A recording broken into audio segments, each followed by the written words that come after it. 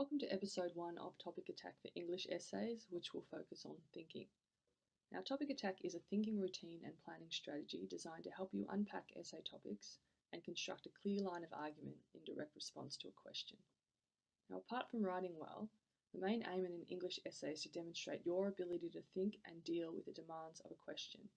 So learning how to attack a topic will help you avoid common traps such as story recall, and instead engage with the question and show the reader that you have an original voice with something to say. Now, there are 2 stages to topic attack, thinking and planning. And a common error students commit is trying to jump straight into the planning stage.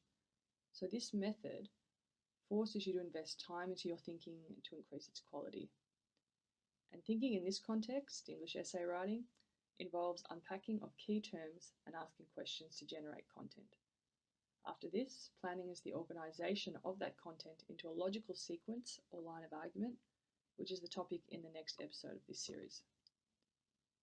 So the first stage of thinking about an essay topic, or any question in any subject for that matter, is to establish your definitional ground by unpacking the question.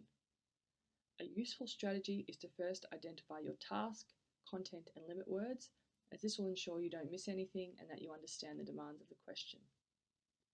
Now, task words are instructional words that tell you what to do. In English essays, they are generally terms such as do you agree, discuss, to what extent, as well as why and how. You need to develop a clear understanding of the differences between these terms. In this episode, we'll be focusing on a do you agree question, and the next episode will focus on a how question. Now, after you have established the demands of the question, you need to then unpack the key terms. And the best way to do this is by using a range of questions that build on each other and become increasingly complex. This will force your thinking into more sophisticated territory and help you understand the implications of the topic. So, begin with basic questions, then move on to how questions, and finally views questions, which encourage you to consider the views of the text. And where possible, you need to respond to these questions in full statements. And this process of note-taking will help you build your understanding through writing. So now that we've outlined the routine, we're going to put it into practice with a do you agree question using Romeo and Juliet as our text. However, you can follow along with any text that you're working on at the moment using the questioning techniques here as your guidelines. Now, our topic under consideration here is written as a statement or a truth claim. It is ultimately Romeo and Juliet who are to blame for the tragedy that befalls them, which is then followed by the question, do you agree? Using our routine, our task word is do you agree, which invites me to form a position of full or partial agreement with the statement. My content here are the key terms of blame, tragedy, and ultimately, and I need to unpack these terms.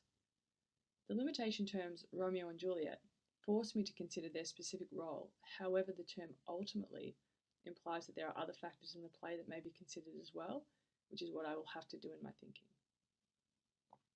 Now I move on from step 1 to step 2 and 3, where I ask basic questions to help me unpack the terminology.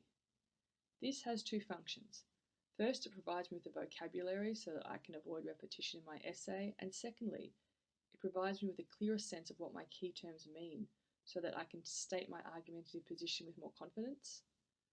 So you can see how I've worked through the specific terms here: blame, tragedy, and ultimately.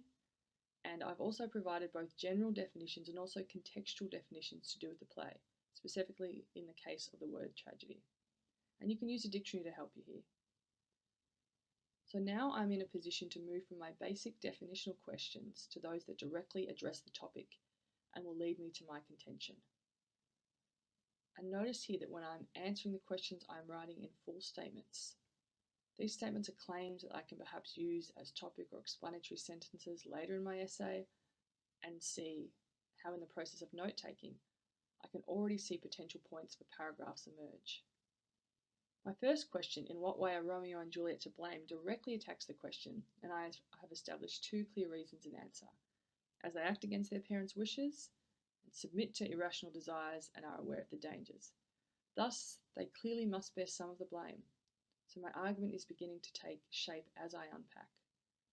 Now my next question shifts the focus to other factors and will help me to expand the scope of my discussion while staying clearly on topic.